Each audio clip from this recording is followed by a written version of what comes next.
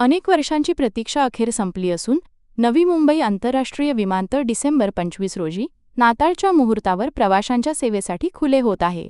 या ऐतिहासिक दिवशी विमानतळावरून पहिल्या व्यावसायिक विमानाचे उड्डाण होणार असल्याने संपूर्ण महाराष्ट्राचे लक्ष या प्रकल्पाकडे लागले आहे.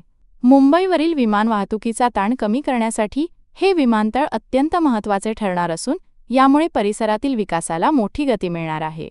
25 डिसेंबरला इंडिगो एअरलाइन्सचे पहिले विमान या धावपट्टीवर उतरून या नव्या प्रवासाची अधिकृत सुरुवात करेल. सुरुवातीच्या काळात या विमानतळावरून ठराविक शहरांसाठी विमानसेवा उपलब्ध असेल, ज्यात प्रामुख्याने बेंगळुरू, हैदराबाद आणि दिल्ली यांसारख्या प्रमुख शहरांचा समावेश आहे. प्रवाशांच्या सुविधेसाठी विमानतळावर अत्याधुनिक तंत्रज्ञान आणि जागतिक दर्जाच्या सुविधा सज्ज ठेवण्यात आल्या आहेत.